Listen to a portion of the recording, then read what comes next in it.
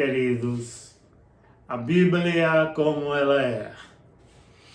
Hoje nós vamos falar um pouco sobre o capítulo 17, a partir do versículo 16, que relata ou narra o apóstolo Paulo na cidade de Atenas, uma cidade grega.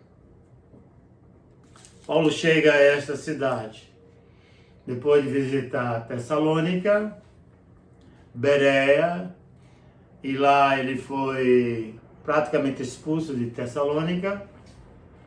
Em Bereia, os irmãos eram muito mais atenciosos em relação à palavra, observava o que Paulo estava dizendo e havia uma conferência nas Escrituras.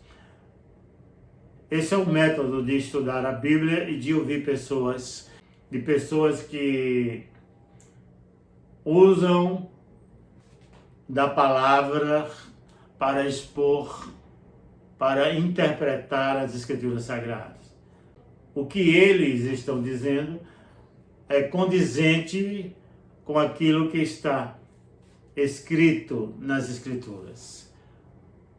Os bereenses eram assim, pessoas completamente atenciosas à palavra do Senhor. E ele chega, depois de uma perseguição interna dos judeus, acompanhando Paulo na sua trajetória, instigando o povo a prendê-lo, a matá-lo, com muita inveja no coração, mas ele chega a essa cidade de Atenas. Atenas era uma cidade onde havia a maior universidade do mundo. Eram 3 universidades bem conhecidas nesse período. A universidade situada em Tarso, a universidade situada em Alexandria, e ali havia a maior biblioteca do mundo em Alexandria. Por isso foi traduzido, não é? Além de quase todos os livros escritos da época, havia uma necessidade de traduzir as escrituras hebraicas para o grego. Daí veio a Septuaginta em Alexandria, uma cidade que foi fundada por Alexandre o Grande. Atenas era assim. Atenas era conhecida pelo conhecimento, pela defesa, pelos argumentos, porque foi palco de grandes ícones da filosofia e do expoente do conhecimento. Sócrates, Platão e Aristóteles. Sem contar os pré-socráticos. Mas aqui nesse período de Paulo já não havia nenhum expoente individual como um filósofo específico. Já aqui no período de Paulo havia escolas filosóficas. E uma das escolas aqui mencionada no texto é exatamente a escola do epicurismo e o estoicismo. Epicurismo de Epicuro de Samos, que a sua filosofia era baseada na questão do prazer, a ausência de dor. A paz que eles buscavam era a ausência de sofrimento físico. Eles não acreditavam na questão espiritual, eles acreditavam mais que a matéria era eterna, eram materialistas. Essa escola pregava isso. E a outra escola, o estoicismo de Zenão, pregava a supremacia da razão sobre as emoções. Era uma visão diferente.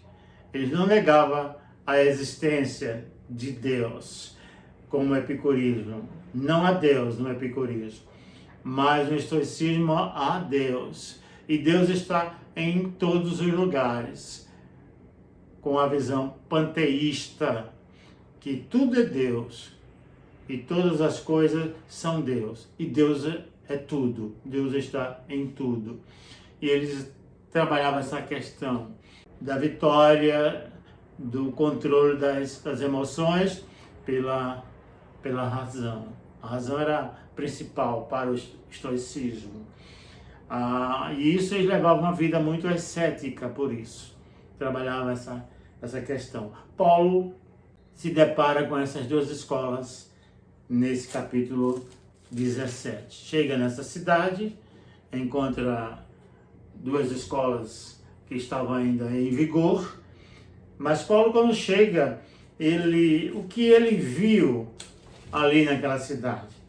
No versículo 16 do capítulo 17 diz assim: e os que acompanhavam Paulo o levaram até Atenas, e recebendo ordem para que Silas e Timóteo fossem ter com ele o mais depressa possível, partiram. E enquanto Paulo os esperava em Atenas, o seu espírito se comovia em si mesmo, vendo a cidade tão entregue à idolatria. Que Paulo viu? Paulo viu uma cidade idólatra. Havia mais deuses em Atenas, segundo alguns historiadores, mais deuses do que homens em Atenas. Há uma história de Diógenes, que ele saiu com uma lanterna durante o dia, e alguém questionou Diógenes, que era um filósofo também. Ele diz: o que é que você está procurando? Ele está procurando, estou procurando homens justos, porque a estimativa era de 30 mil, não é? 30 mil deuses para 10 mil pessoas na cidade de Atenas. Então a proporção de Deus era muito maior do que a de pessoas. Alguns diziam que era mais fácil encontrar um Deus do que um homem nessa cidade. E Paulo chega para dar o seu testemunho de fé nessa cidade. E ele começa de uma forma bem objetiva, bem clara. Primeiro ele vai às sinagogas. Ele viu uma cidade idólatra. E aí ele começa a pregar e a falar dessa idolatria. Ele era uma idolatria não só feita por pedras, bronze, prata, figuras assim, estátuas construídas em todas as ruas, dessa forma. Mas existe, abrindo um parênteses aqui, existe uma idolatria muito além de objetos, de coisas. Uma idolatria moderna, quando nós tornamos algo absoluto, ou seja, nós substituímos Deus por algo que nós amamos, que nós gostamos. Por exemplo, você pode ser uma pessoa idólatra sem construir uma estátua ou uma representação de um ídolo, mas você pode colocar um ídolo na sua vida em detrimento a Deus. Por exemplo, seu trabalho pode ser um ídolo, a sua esposa pode ser um ídolo, o seu marido pode ser um ídolo, a sua casa também pode ser um ídolo, o seu carro, enfim, tudo que você atribuir valor absoluto, e colocar Deus em segundo lugar, em segundo plano, é um ídolo.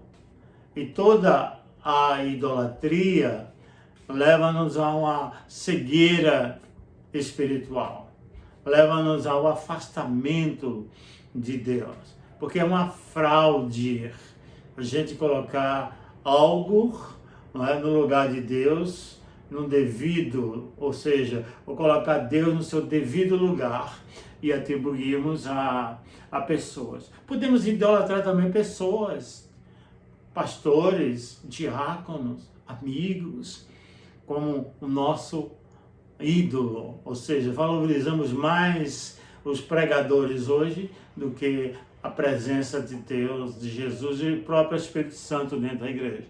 Então isso pode ser também um ídolo. Foi isso que Paulo viu naquela cidade, uma cidade doente, E nós temos várias igrejas também assim, com essa doença. E foi a idolatria que os levou ao cativeiro.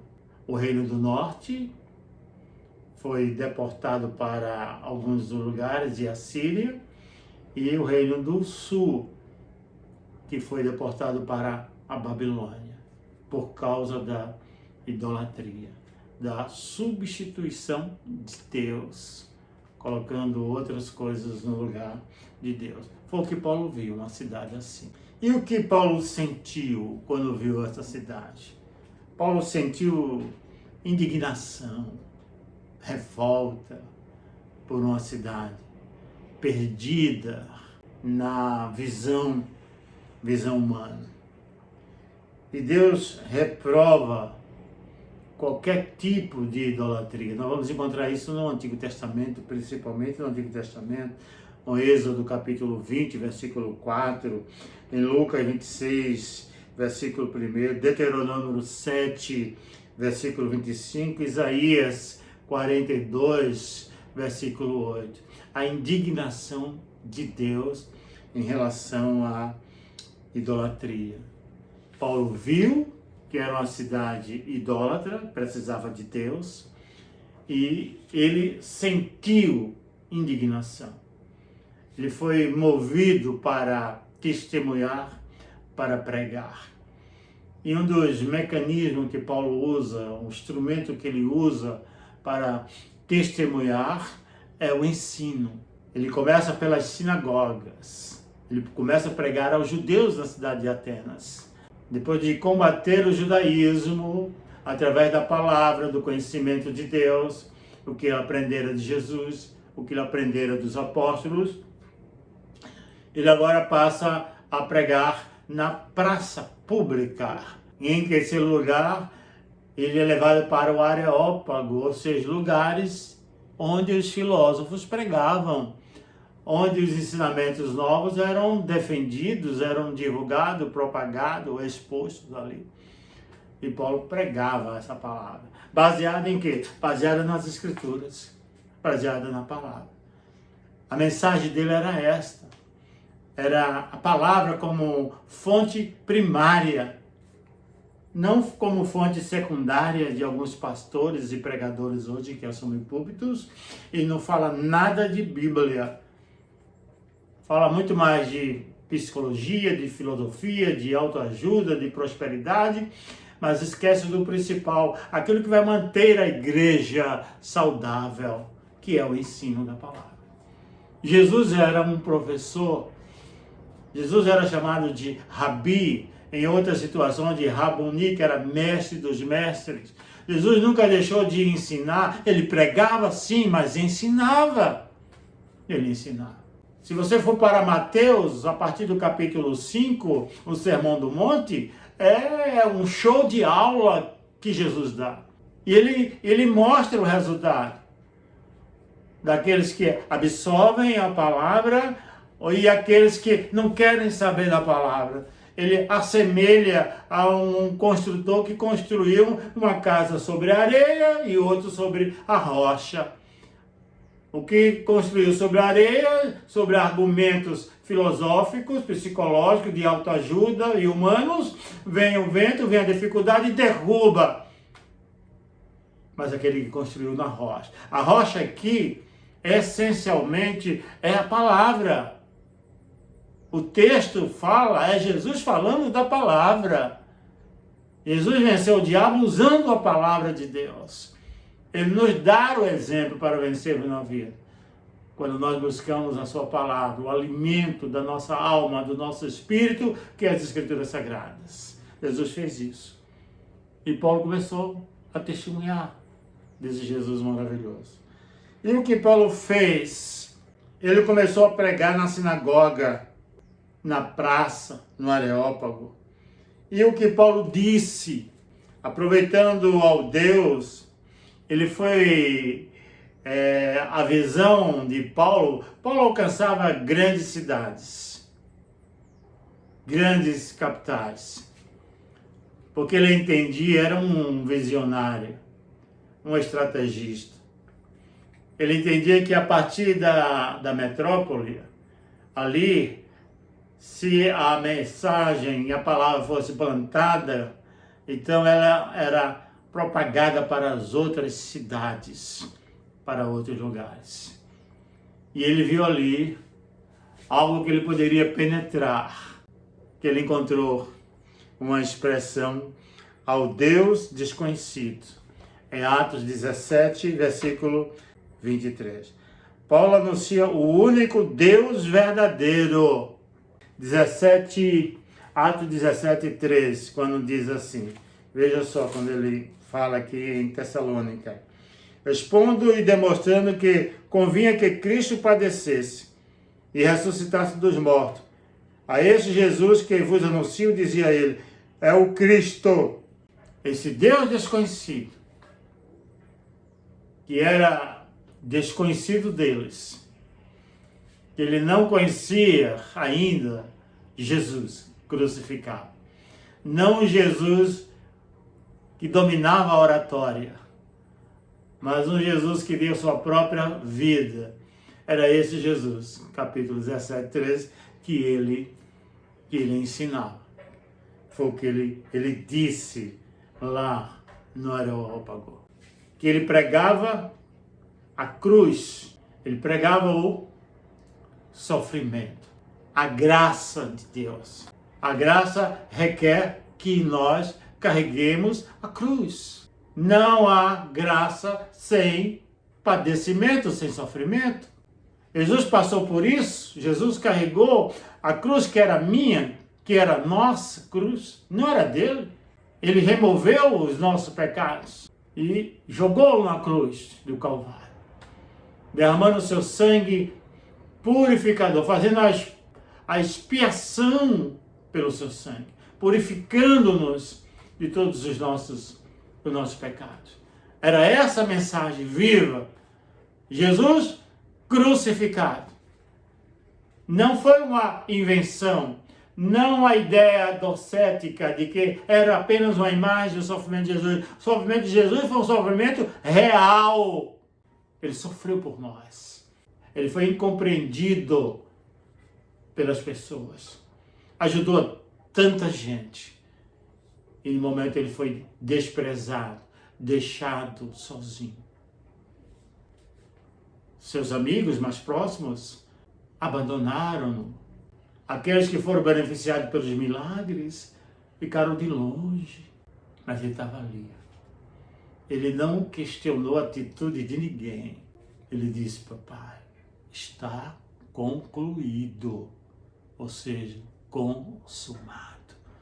A vontade de Deus foi feita no Calvário, na cruz. Essa era a mensagem. Esse era o Deus desconhecido. Que às vezes é também desconhecido para os próprios evangélicos. Um Deus que ressuscitou no terceiro dia. É um Deus vivo, conforme Jeremias 10:10. Conforme o Salmo que nós lemos, o Salmo 42, versículo 1, 2 e 3, vai falar também do Deus vivo. Um Deus que deu poder ao Filho, o poder da vida e da morte, de dar e tirar. Portanto, ele é Senhor. Ele alcançou a vitória sobre o pecado e sobre a morte. E ele hoje vive em nossas vidas. Foi isso que Paulo pregou nesses 3 lugares. E contrariando os ensinamentos dos filósofos, dos judeus e das pessoas que tinham conhecimento de outras ideologias, outras religiões, Paulo diz, olha, o Deus que eu prego, primeiro, Deus é o Criador do universo. Aqui entra também, no mundo moderno, no século XXI, o desconhecimento de muitos na igreja. Não só no período do primeiro século, que era um Deus desconhecido, mas é um Deus desconhecido hoje. Nós não temos a dimensão de quem nós adoramos. Nós achamos que é um Deus pequeno, um Deus inoperante. Mas Paulo está dizendo que, no versículo 24 do capítulo 17, que Deus é o Criador do universo. Ele nos reporta para Gênesis, no capítulo 1, a terra era sem forma e vazia, e Deus criou o mundo com a palavra. Não só criou, mas preste atenção agora, é um Deus que criou, é um Deus que dirige, é um Deus que controla, é um Deus que tem um domínio de todos, é um Deus transcendente, ao mesmo tempo imanente, perto, longe, mais perto do que o ar que nós respiramos. É o Deus mantenedor da vida, o qual existimos. Ele é a força da vida. Voltamos a Gênesis, quando ele sopra em nossas narinas, o Neplesh, o vento, a força vital, dando vida. Deus é o governador de todas as nações.